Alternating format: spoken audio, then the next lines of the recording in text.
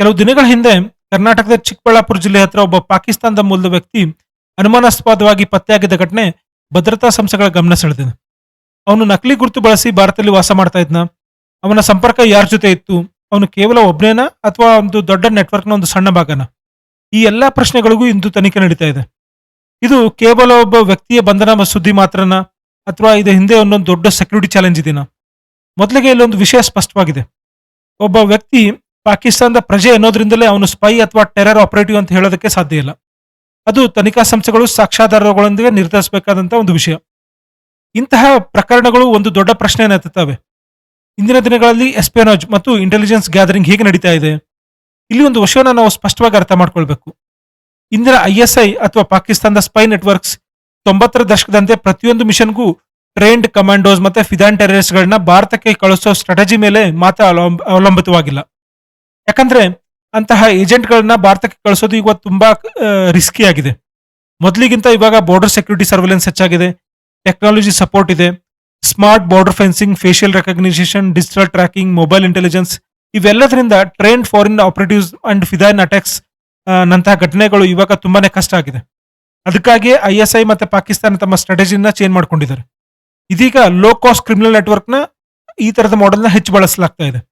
ಈ ಮಾಡೆಲ್ನಲ್ಲಿ ದೊಡ್ಡ ಟೆರರಿಸ್ಟ್ ಬೇಕಾಗಿಲ್ಲ, ಬದಲಿಗೆ ಹಣದ ಅವಶ್ಯಕತೆ ಇರುವಂತಹ ಜನಸಾಮಾನ್ಯರ ಇದ್ರೆ ಸಾಕು. ಒಬ್ಬ ಆಟೋ ಡ್ರೈವರ್ ಆಗಿರ್ಬೋದು, ಒಬ್ಬ ಡೆಲಿವರಿ ಬಾಯ್, ಒಬ್ಬ ಕನ್ಸ್ಟ್ರಕ್ಷನ್ ವರ್ಕರ್, ಇಲ್ಲ ಒಬ್ಬ ಸ್ಟೂಡೆಂಟ್ ಆಗಿರ್ಬೋದು, ಅಥವಾ ನಕಲಿ ದಾಖಲೆ ಇರುವಂತಹ ಭಾರತದಲ್ಲಿ ವಾಸ ಮಾಡ್ತಿರೋ ವಿದೇಶಿ ನಾಗರಿಕರಾಗಿರ್ಬೋದು. ಮೊದಲಿಗೆ ಇವರಿಗೆ ತುಂಬಾ ಚಿಕ್ಕ ಕೆಲಸ ಕೊಡ್ಲಾಗುತ್ತೆ. ಒಂದು ಫೋಟೋ ತೆಗೆದು ಕಳಿಸು ಅಂತ ಕೇಳ್ತಾರೆ, ಒಂದು ಲೊಕೇಶನ್ ಶೇರ್ ಮಾಡು ಅಂತ ಹೇಳ್ತಾರೆ, ಒಂದು ಸಿಮ್ ನ ಪರ್ಚೇಸ್ ಮಾಡು ಅಂತ ಹೇಳ್ತಾರೆ, ಅಥವಾ ಒಂದು ಪ್ಯಾಕೇಜ್ ನ ಅಲ್ಲಿ ಇಟ್ಟು ಬಾ ಅಂತ ಹೇಳ್ತಾರೆ, ಅಥವಾ ಇನ್ನೂ ಹೆಚ್ಚಾಗಿ ಹೇಳ್ಬೇಕಂದ್ರೆ ಒಂದು ಕ್ಯಾಮ್ರಾನ ಫಿಕ್ಸ್ ಮಾಡು ಈ ಪರ್ಟಿಕ್ಯುಲರ್ ಲೊಕೇಶನ್ ಅಂತ ಹೇಳ್ತಾರೆ. ಇಷ್ಟೇ. ಅಸ್ಲಿಗೆ ಇವರಿಗೆ ನ್ಯಾಷನಲ್ ಸೆಕ್ಯೂರಿಟಿಗೆ ಸಂಬಂಧಿಸಿದ ಕೆಲಸ, ನಾವು ದೇಶ ವಿರೋಧಿ ಕೆಲಸ ಮಾಡ್ತಾ ಇದೀವಿ ಅನ್ನೋದೇ ಗೊತ್ತಿರೋದಿಲ್ಲ. ಕೆಲವರಿಗೆ ಗೊತ್ತಿದ್ರು 2,000, 5,000, 10,000ಕ್ಕಾಗಿ ಈ ರಿಸ್ಕ್ ನ ತೆಗೆದುಕೊಳ್ತಾರೆ. ಆದ್ರೆ ಇಂತಹ ಸಾವಿರಾರು ಚಿಕ್ಕ ಚಿಕ್ಕ ಮಾಹಿತಿಗಳನ್ನ ಒಟ್ಟುಗೂಡಿಸಿದಾಗ ಅದು ಶತ್ರು ರಾಷ್ಟ್ರಕ್ಕೆ ಭಾರತ ಮಿಲಿಟರಿ ಇನ್ಫ್ರಾಸ್ಟ್ರಕ್ಚರ್ ನ ಕಂಪ್ಲೀಟ್ ಪಿಕ್ಚರ್ ಕೊಡುತ್ತೆ. ಇದೇ ಲೋ ಕಾಸ್ಟ್ ಕ್ರಿಮಿನಲ್ ನೆಟ್ವರ್ಕ್ ನ ಒಂದು ದೊಡ್ಡ ಸ್ಟ್ರೆಂತ್. ಒಬ್ಬ ಟ್ರೈನ್ಡ್ ಸ್ಪೈ ಸಿಕ್ಕಿದ್ರೆ ಇಡೀ ಆಪರೇಷನ್ ಹಾಳಾಗುತ್ತೆ. ಆದ್ರೆ 100 ಜನ ಲೋಕಲ್ ರಿಕ್ರೂಟ್ಸ್ ಗಳಿದ್ರೆ ಒಬ್ಬ ಸಿಕ್ಕಿದ್ರು ಉಳಿದ ನೆಟ್ವರ್ಕ್ ಕೆಲಸನ ಮುಂದುವರಿಸ್ತವ್ರೆ. ಅದರಲ್ಲೂ social media, Telegram, WhatsApp, fake job offers, online payments ಇವೆಲ್ಲ ರಿಕ್ರೂಟ್ಮೆಂಟ್ಸ್ಗೆ ಒಂದು ಹೊಸ ವೆಪನ್ಸ್ ಆಗಿದಾವೆ. ಇದಕ್ಕಾಗಿಯೇ ಭಾರತ ಇಂಟೆಲಿಜೆನ್ಸ್ ಏಜೆನ್ಸೀಸ್ ಇಂದು ಕೇವಲ ಬಾರ್ಡರ್ ಮೇಲೆ ಕಣ್ಣಿಟ್ಟಿಲ್ಲ, ದೇಶದೊಳಗೆ ನಿರ್ಮಾಣ ಆಗ್ತಿರುವಂತಹ ಈ ಸ್ಲೀಪರ್ ನೆಟ್ವರ್ಕ್ ಮೇಲೆ ಕಣ್ಣಿಟ್ಟಿದ್ದಾರೆ. ಮತ್ತೊಂದು ವಿಷಯ ಹೇಳ್ಬೇಕಂದ್ರೆ, ಇಂದು ನಾವು ಪತ್ತೆ ಹಚ್ಚಿರುವವರು ಬಹುಶಃ ಸಿಕ್ಬಿದ್ದವರು ಮಾತ್ರ.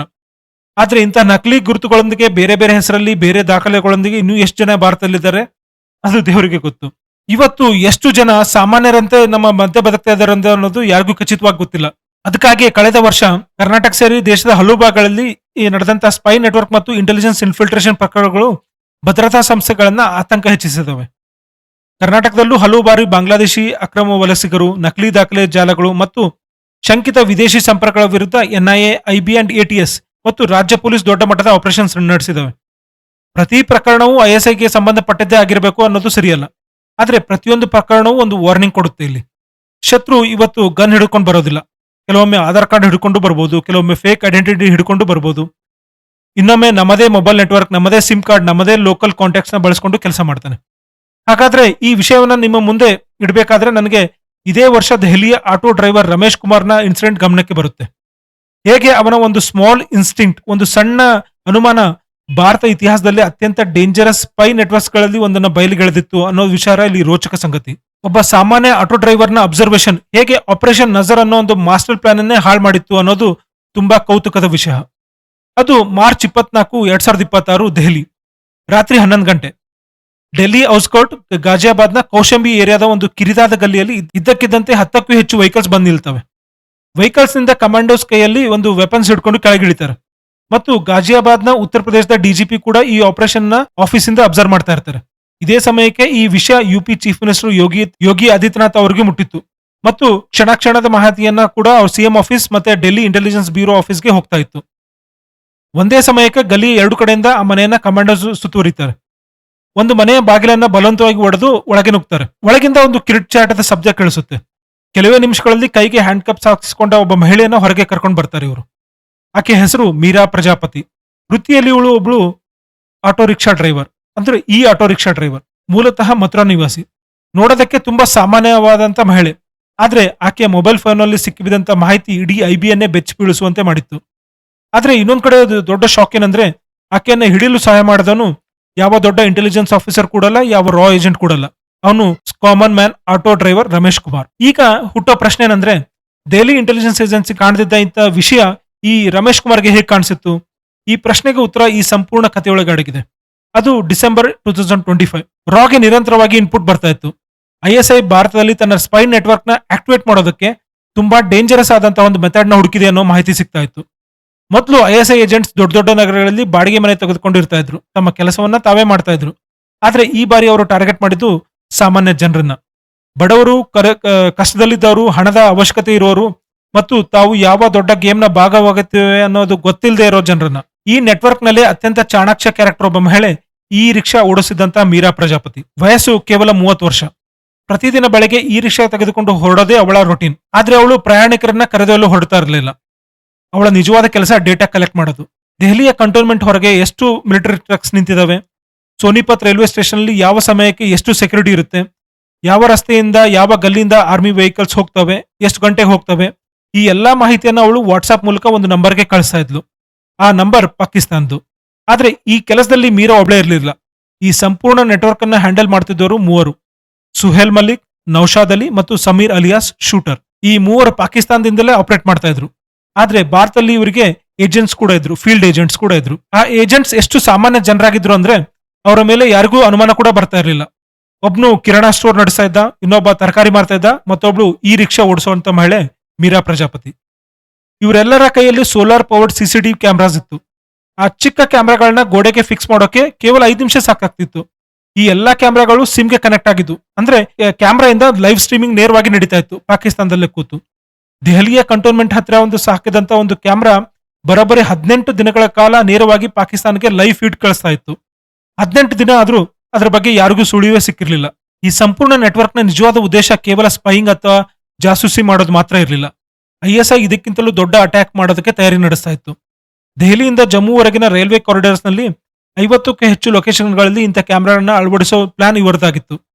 ಸೇನೆಯ ಪ್ರತಿಯೊಂದು ಮೂವ್ಮೆಂಟ್ ಅನ್ನ ಟ್ರ್ಯಾಕ್ ಮಾಡಬೇಕು, ನಂತರ ಸರಿಯಾದ ಸಮಯದಲ್ಲಿ ಇಡೀ ದೇಶವೇ ನಡುಗುವಂತ ಒಂದು ದೊಡ್ಡ ಹೊಡೆತ ಕೊಡಬೇಕು ಅನ್ನೋದು ಇಲ್ಲಿ ಆಪರೇಷನ್ ನಜರ್ನ ಉದ್ದೇಶವಾಗಿತ್ತು. ಈ ಸಮಯದಲ್ಲಿ ಈ ಆಪರೇಷನ್ ನಜರ್ ಬಗ್ಗೆ ಐಬಿಗೆ ಇನ್ಪುಟ್ಸ್ ಬರ್ತಾ ಇತ್ತು. ಐಬಿಗೆ by the end of December 2025 ಈ ಆಪರೇಷನ್ ಹೆಸರು ಕೂಡ ಗೊತ್ತಾಗಿತ್ತು, ಅದರ ಉದ್ದೇಶವೂ ಗೊತ್ತಾಗಿತ್ತು. ಮತ್ತೆ ಆದ್ರೆ ಒಂದ್ ವಿಷಯ ಮಾತ್ರ ಗೊತ್ತಿರಲಿಲ್ಲ, ಅದು ಮೀರಾ ಪ್ರಜಾಪತಿ. ಈಗ ಈ ಇಡೀ ಕಥೆಯ ದಿಕ್ಕನ್ನೇ ಬದಲಿಸೋ ವ್ಯಕ್ತಿ ಬಗ್ಗೆ ಮಾತಾಡೋಣ. ಅವನ ಹೆಸರು ರಮೇಶ್ ಕುಮಾರ್. ವಯಸ್ಸು 35ರಿಂದ 36 ವರ್ಷ. ದೆಹಲಿಯ ಗಾಜಿಯಾಬಾದ್ ಪ್ರದೇಶದಲ್ಲಿ ಆಟೋ ಓಡಿಸ್ತಾ ಇದ್ದ. ಇವನು ಒಬ್ಬ ಸಾಮಾನ್ಯ ವ್ಯಕ್ತಿ. ರಮೇಶ್ ಬಳಿ ದೊಡ್ಡ ಎಜುಕೇಶನ್ ಯಾವುದೂ ಇರಲಿಲ್ಲ, ಯಾವುದೇ ವಿಶೇಷ ಟ್ರೈನಿಂಗ್ ಕೂಡ ಇರಲಿಲ್ಲ. ಒಂದು ಹಳೆಯ ಆಟೋ ಮತ್ತು 12 ವರ್ಷ ಗಾಜಿಯಾಬಾದ್ನಲ್ಲೇ ಓಡಿಸಿದಂತ ಎಕ್ಸ್ಪೀರಿಯನ್ಸ್. ಮತ್ತೆ ಮಾರ್ಚ್ 21, 2026 ಬೆಳಗ್ಗೆ ರಮೇಶ್ ಆಟೋ ಕೌಶಂಬಿ ಹತ್ರ ನಿಂತಿತ್ತು. ಆಗ ಒಬ್ಬ ಮಹಿಳೆ ಪ್ಯಾಸೆಂಜರ್ ಆಗಿ ಬರ್ತಾಳೆ. ಅವಳು ದೆಹಲಿಯ ಕಂಟೋನ್ಮೆಂಟ್ ಹತ್ರ ಬಿಡಬೇಕು ಅಂತ ಹೇಳ್ತಾಳೆ. ರಮೇಶ್ ಕೂಡ ಸರಿ ಅಂತ ಆಟೋ ಸ್ಟಾರ್ಟ್ ಮಾಡ್ತಾನೆ. ಆದ್ರೆ ದಾರಿಯುದ್ದಕ್ಕೂ ರಮೇಶ್ನ ಗಮನ ಮತ್ತೆ ಮತ್ತೆ ಆ ಮಹಿಳೆಯ ಮೇಲೆ ಹೋಗ್ತಾ ಇತ್ತು. ಕಾರಣ, ಆ ಮಹಿಳೆ ಕೈಯಲ್ಲಿ ಒಂದು ಚಿಕ್ಕ ಬಾಕ್ಸ್ ಇತ್ತು. ನೋಡೋದಕ್ಕೆ ತುಂಬಾ ಸಾಮಾನ್ಯವಾಗಿತ್ತು. ಆದ್ರೆ ರಮೇಶ್ ಇದನ್ನ ಮೊದಲು ಎಲ್ಲೋ ನೋಡಿದ್ದೆ ಅಂತ ಅನುಮಾನ ಬರುತ್ತೆ ಅವನಿಗೆ. ಅದೇ ಏರಿಯಾನಲ್ಲಿ ಇನ್ನೊಬ್ಬ ವ್ಯಕ್ತಿಯ ಕೈಯಲ್ಲೂ ಇದೇ ತರದ ಬಾಕ್ಸ್ ಇತ್ತು. ನಂತರ ಆ ವ್ಯಕ್ತಿ ಆ ಬಾಕ್ಸ್ ಅನ್ನ ಒಂದು ಗೋಡೆಗೆ ಅಂಟಿಸಿದ್ದ ಅಂತ ಗೊತ್ತಾಗುತ್ತೆ ಅವನಿಗೆ. ಆ ಸಮಯದಲ್ಲಿ ಅದಕ್ಕೆ ರಮೇಶ್ ಅಷ್ಟೊಂದು ಇಂಪಾರ್ಟೆನ್ಸ್ ಕೊಡ್ಲಿಲ್ಲ. ಆದ್ರೆ ಅದೇ ತರದ ಬಾಕ್ಸ್ ಅನ್ನ ಆಟೋದಲ್ಲಿ ಕೂತಿದ್ದ ಮಹಿಳೆ ಕೈಯಲ್ಲಿ ಕಾಣಿಸಿದಾಗ ರಮೇಶ್ ಮನ್ಸಲ್ಲಿ ಏನೊಂದು ಡೌಟ್ ಶುರು ಆಗುತ್ತೆ. ಅವನು ಆ ಮೀರಾ ಪ್ರಜಾಪತಿಯನ್ನ ಅಲ್ಲಿ ಕಂಟೋನ್ಮೆಂಟ್ ಹತ್ರ ಇಳಿಸ್ಬಿಟ್ಟು ಸುಮಾರು 5 ನಿಮಿಷ ಅಲ್ಲೇ ನಿಂತು ಯೋಚನೆ ಮಾಡ್ತಾ ಇದ್ದ. ಆಮೇಲೆ ಅವ್ನು ನೋಡ್ತಾನೆ, ಮೀರಾ ಪ್ರಜಾಪತಿ ಆ ಬಾಕ್ಸ್ ಅನ್ನ ಆ ಕಂಟೋನ್ಮೆಂಟ್ ಇದ್ದಂತಹ ಪಕ್ಕದ ಅಂಗಡಿಯಲ್ಲಿ ಒಂದು ಗೋಡೆಯ ಮೇಲೆ ಫಿಕ್ಸ್ ಮಾಡ್ತಾಳೆ. ಆಮೇಲೆ ಇದನ್ನ ಗಮನಿಸಿದಂತ ನಮ್ಮ ಆಟೋ ಡ್ರೈವರ್ ರಮೇಶ್ ಕುಮಾರ್ ಆಮೇಲೆ ಒಂದು ನಂಬರ್ಗೆ ಕಾಲ್ ಮಾಡ್ತಾನೆ. ಆ ನಂಬರ್ ಯಾವ್ದಂದ್ರೆ 100. ಇಲ್ಲಿ ರಮೇಶ್ ಕುಮಾರ್ ಪೊಲೀಸ್ ಕಂಟ್ರೋಲ್ ರೂಮ್ಗೆ ಕಾಲ್ ಮಾಡಿ ಮೊದಲು ಹೇಳಿದಾಗ ಪೊಲೀಸ್ನವರು ನಗ್ತಾರೆ. ಯಾಕಂದ್ರೆ ಒಬ್ಬ ಆಟೋ ಡ್ರೈವರ್ ಒಂದು ಚಿಕ್ಕ ಬಾಕ್ಸ್ ಬಗ್ಗೆ ಕಂಪ್ಲೇಂಟ್ ಕೊಡ್ತಿದ್ದ. ಆದ್ರೆ ರಮೇಶ್ ಒಂದು ಮಾತು ಹೇಳ್ತಾನೆ ನೆಕ್ಸ್ಟ್: ಸಾಹೇಬ್ರೆ, ಇದೇ ತರದ ಬಾಕ್ಸ್ ಅನ್ನ ನಾನು ಮೊದಲೇ ನೋಡಿದ್ದೀನಿ. ಅದನ್ನ ಕಂಟೋನ್ಮೆಂಟ್ ಹತ್ರ ಇರುವಂತ ಒಂದು ಗೋಡೆ ಮೇಲೆ ಫಿಕ್ಸ್ ಮಾಡಲಾಗಿತ್ತು. ಪೊಲೀಸ್ ಆಫೀಸರ್ ಅದನ್ನ ಗಮನದಿಂದ ಕೇಳಿಸ್ಕೊಳ್ತಾರೆ. ನಂತರ ತಕ್ಷಣ ಮೇಲಾಧಿಕಾರಿಗೆ ಅವ್ರಿಗೆ ರಿಪೋರ್ಟ್ ಮಾಡ್ತಾರೆ. ಮಿಲಿಟರಿ ಇಂಟೆಲಿಜೆನ್ಸ್ ಕೂಡ ಆ ಗೋಡೆನ ಚೆಕ್ ಮಾಡಿದಾಗ ಅಲ್ಲಿ ಒಂದು ಸೋಲಾರ್ ಪವರ್ಡ್ ಸರ್ವೆಲೆನ್ಸ್ ಕ್ಯಾಮ್ರಾ ಸಿಗುತ್ತೆ. ಅದರಲ್ಲಿ ಮೋಸ್ಟ್ ಇಂಪಾರ್ಟೆಂಟ್ ಥಿಂಗ್ ಏನಂದ್ರೆ ಆ ಕ್ಯಾಮ್ರಾದಲ್ಲಿ ಲೈವ್ ಸ್ಟ್ರೀಮ್ ಕೂಡ ಆನ್ ಆಗಿತ್ತು. ಅದನ್ನು ನೋಡ್ತಿದ್ದಂತೆ ಇಡೀ ಐಬಿ ಟೀಮ್ ಅಲರ್ಟ್ ಆಗುತ್ತೆ. 2 ತಿಂಗಳಿಂದ ಸಿಗದೇ ಇದ್ದಂತ ಒಂದು ಕ್ಲೂ ಕೊನೆಗೆ ಒಬ್ಬ ಆಟೋ ಡ್ರೈವರ್ ನಿಂದ ಕೈಗೆ ಸಿಕ್ಕಿತ್ತು ಅಂತ. ಮುಂದಿನ 72 ಗಂಟೆಗಳು ಗಾಜಿಯಾಬಾದ್ನ ಇಂಟೆಲಿಜೆನ್ಸ್ ಲೋಕದ ಅತ್ಯಂತ ಬ್ಯುಸಿ 72 ಅವರ್ಸ್ ಆಗಿದ್ವು. ಆ ಕ್ಯಾಮ್ರಾದಲ್ಲಿದ್ದಂಥ ಸಿಮ್ ಅನ್ನ ಟ್ರೇಸ್ ಮಾಡಲಾಗುತ್ತೆ. ಆದ್ರೆ ಆ ಸಿಮ್ ಒಂದು ಸ್ಟೋಲನ್ ನಂಬರ್ ಇಂದ ರಿಜಿಸ್ಟರ್ ಆಗಿತ್ತು. ಬಟ್ ಆ ನಂಬರ್ ಇಂದ ಒಂದು ವಾಟ್ಸ್ಆಪ್ ಆಕ್ಟಿವೇಟ್ ಆಗಿತ್ತು. ಆ ವಾಟ್ಸ್ಆಪ್ ಮೂಲಕ ಪಾಕಿಸ್ತಾನದ ಒಂದು ನಂಬರ್ಗೆ ಕಂಟಿನ್ಯೂಸ್ ಆಗಿ ಮೆಸೇಜ್ ಹೋಗ್ತಾ ಇತ್ತು. ಆದ್ರೆ ನಿಜವಾದ ಬ್ರೇಕ್ ಥ್ರೂ ಬಂದಿದ್ದು ಆ ಪಾಕಿಸ್ತಾನದ ನಂಬರ್ನ ಕನೆಕ್ಷನ್ಸ್ ನ ಸಂಪೂರ್ಣವಾಗಿ ಪರಿಶೀಲನೆ ಮಾಡಿದಾಗ ಅಲ್ಲಿಂದ ಒಂದು ಹೆಸರು ಹೊರಬರುತ್ತೆ. ಅದೇ ಹೆಸರು ಮೀರಾ ಪ್ರಜಾಪತಿ. ಐಬಿ ಟೀಮ್ ಮೀರಾ ಕಳೆದಂತಹ 6 ತಿಂಗಳ ಮೂವ್ಮೆಂಟ್ಸ್ ನ ಅನಾಲಿಸಿಸ್ ಮಾಡೋದಕ್ಕೆ ಶುರು ಮಾಡುತ್ತೆ. ಪ್ರತಿದಿನ ಅವಳು ಎಲ್ಲಿಗೆ ಹೋಗ್ತಾ ಇದ್ಲು, ಎಷ್ಟು ಗಂಟೆಗೆ ಹೋಗ್ತಾ ಇದ್ಲು, ಎಷ್ಟು ಹೊತ್ತು ಅಲ್ಲಿ ಇರ್ತಾ ಇದ್ಲು, ಈ ಎಲ್ಲಾ ಡೇಟಾವನ್ನ ಸೇರಿಸಿ ಒಂದು ಮ್ಯಾಪ್ ನ ತಯಾರು ಮಾಡಲಾಗುತ್ತೆ. ಆ ಮ್ಯಾಪ್ ನ ನೋಡಿದ್ರೆ ಮೈ ಜುಮ್ ಅನಿಸುತ್ತೆ. ಒಂದು Delhi cantonment, second Sonipat railway station, third Ghaziabad ನ ಮಿಲಿಟರಿ ಸಪ್ಲೈ ರೂಟ್. ಈ 3 ಬೇರೆ ಬೇರೆ ಆರ್ಮಿ ಕಂಟೈನ್ಮೆಂಟ್ ಗಳ ಸುತ್ತ ಅವಳು ಡೈಲಿ 50ಕ್ಕಿಂತ ಹೆಚ್ಚು ಬಾರಿ ಸುತ್ತು ಹೊಡಿತಾ ಇದ್ಲು. ಪ್ರತಿ ಸಲವೂ ಅವಳು ಅಲ್ಲಿಂದ ಹಿಂದಿರುಗಿದ ತಕ್ಷಣ ಆ ನೆಟ್ವರ್ಕ್ ನ ಮೂಲಕ ಪಾಕಿಸ್ತಾನ್ಗೆ ಒಂದು ಅಪ್ಡೇಟ್ ಮೆಸೇಜ್ ನ ಹೋಗ್ತಾ ಇತ್ತು.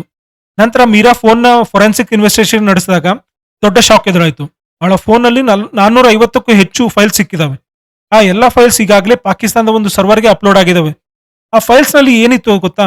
ಆರ್ಮಿ ಟ್ರಕ್ ಗಳ photos, cantonment entry and exit gate ಗಳ ಟೈಮಿಂಗ್ಸ್, ಸೆಕ್ಯೂರಿಟಿ ಶಿಫ್ಟ್ ಚೇಂಜ್ ಆಗೋ ಸ್ಕೆಡ್ಯೂಲ್. ಅಷ್ಟೇ ಅಲ್ಲ, ಒಂದು ಎನ್ಕ್ರಿಪ್ಟೆಡ್ ಫೈಲ್ ಕೂಡ ಇತ್ತು. ಆ ಎನ್ಕ್ರಿಪ್ಟೆಡ್ ಫೈಲ್ ನಲ್ಲಿ ಆಪರೇಷನ್ ನಜರ್ ಅನ್ನೋ ಆಪರೇಷನ್ ನ ಸಂಪೂರ್ಣ ಬ್ಲೂ ಪ್ರಿಂಟ್ ಇತ್ತು ಅಲ್ಲಿ. ಅದರಲ್ಲೇ 50ಕ್ಕೂ ಹೆಚ್ಚು ಲೊಕೇಶನ್ಸ್, 50ಕ್ಕೂ ಹೆಚ್ಚು ಕ್ಯಾಮ್ರಾ, ಡೆಲ್ಲಿಯಿಂದ ಜಮ್ಮುವರೆಗೆ ಹಬ್ಬಿದಂತ ಸಂಪೂರ್ಣ ನೆಟ್ವರ್ಕ್ ಮತ್ತು ಈ ಸ್ಪೈ ನೆಟ್ವರ್ಕ್ ನ ಭಾಗವಾಗಿದ್ದಂತ ಇನ್ನೂ 15 ಜನರ ಡೀಟೇಲ್ಸ್ ಕೂಡ ಇತ್ತು. ಈ ನೆಟ್ವರ್ಕ್ ಕೇವಲ ಒಂದೇ ಒಂದು ರಾಜ್ಯಕ್ಕೆ ಸೀಮಿತವಾಗಿರಲಿಲ್ಲ. ಬಿಹಾರ್ನ ಮುಜಫರ್ಪುರ್, ಬಾಗಲ್ಪುರ್, ಯುಪಿಯ ಹಲವಾರು ಜಿಲ್ಲೆಗಳಿಂದ ಜನ ಇದರಲ್ಲಿ ಸೇರಿದ್ರು. ಇಷ್ಟೇ ಅಲ್ಲ, ಕೆಲವು 14ರಿಂದ 15 ವರ್ಷದ ಮೈನರ್ಸ್ ಕೂಡ ಈ ಜಾಲದಲ್ಲಿ ಸಿಕ್ಬಿದ್ದಿದ್ರು. ಅವರನ್ನ ಸೋಷಿಯಲ್ ಮೀಡಿಯಾ ಮೂಲಕ ಮಾತಿನಲ್ಲಿ ಸೆಳೆದು ಸುಳ್ಳು ಭರವಸೆ ಕೊಟ್ಟು ನಿಧಾನವಾಗಿ ಈ ಸ್ಪೈ ನೆಟ್ವರ್ಕ್ಗೆ ಎಳ್ಕೊಂಡು ಬಂದಿದ್ರು. ಈ ಬಾರಿ ಐಎಸ್ಐ ಸಂಪೂರ್ಣ ಹೊಸ ಸ್ಟ್ರಾಟಜಿನ ಬಳಕೆ ಮಾಡಿತ್ತಿಲ್ಲಿ. ದೊಡ್ಡ ದೊಡ್ಡ ಟ್ರೈನ್ಡ್ ಏಜೆಂಟ್ಸ್ ನ ಕಳಿಸೋ ಬದಲು ಸಾಮಾನ್ಯ ಜನ, ಬಡ ಜನರು, ಹಣದ ಅವಶ್ಯಕತೆ ಇರುವಂತ ಜನರನ್ನೇ ಇಲ್ಲಿ ರಿಕ್ರೂಟ್ ಮಾಡಿದ್ರು. ಅವರಿಗೆ 5ರಿಂದ 10,000 ಹಣ ಕೊಟ್ಟು ಈ ಚಿಕ್ಕ ಚಿಕ್ಕ ಟಾಸ್ಕ್ ನ ಕೊಡ್ತಾ ಇದ್ರು.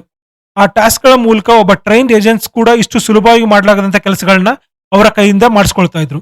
ಯಾಕಂದ್ರೆ ಸಾಮಾನ್ಯ ಮನುಷ್ಯನ ಮೇಲೆ ಯಾವುದೇ ಅನುಮಾನ ಬರೋದಿಲ್ಲ. ಇದೇ ಆಪರೇಷನ್ ನಜರ್ ಹಿಂದಿದ್ದಂತ ಐಡಿಯಾ. ಈ ಆಪರೇಷನ್ ಸಂಪೂರ್ಣವಾಗಿ ಸಕ್ಸಸ್ ಆಗಿದ್ರೆ ಭಾರತದ ಸೇನೆಯ ಪ್ರತಿಯೊಂದು ಚಲನವಲನ ಕೂಡ ಪಾಕಿಸ್ತಾನದ ಸ್ಕ್ರೀನ್ ಮೇಲೆ ಲೈವ್ ಆಗಿ ಕಾಣಿಸ್ತಾ ಇತ್ತು. ಮುಂದಿನ 11 ದಿನಗಳಲ್ಲಿ ಬರೋಬ್ಬರಿ 22 ಜನರನ್ನ ಪೊಲೀಸ್ ಇಲ್ಲಿ ಅರೆಸ್ಟ್ ಮಾಡ್ತಾರೆ. ಶುಹೈಬ್ ಮಲಿಕ್ ಈ ನೆಟ್ವರ್ಕ್ ನ ಮಾಸ್ಟರ್ ಮೈಂಡ್. ಅವನು ಪಾಕಿಸ್ತಾನದಲ್ಲೇ ಈ ಆಪರೇಷನ್ ಅನ್ನು ನಡೆಸ್ತಾ ಇದ್ದ. ನೌಶಾದ್ ಅಲಿ ಫೀಲ್ಡ್ ಕೋಆರ್ಡಿನೇಟರ್ ಆಗಿದ್ದ. ಸಮೀರ್ ಅಲಿಯಾಸ್ ಶೂಟರ್, ಶಸ್ತ್ರಾಸ್ತ್ರಗಳ ಮತ್ತೆ ವೆಪನ್ ಸಪ್ಲೈ ಜವಾಬ್ದಾರಿ ಇವ್ನು ನೋಡ್ಕೊಳ್ತಾ ಇದ್ದ.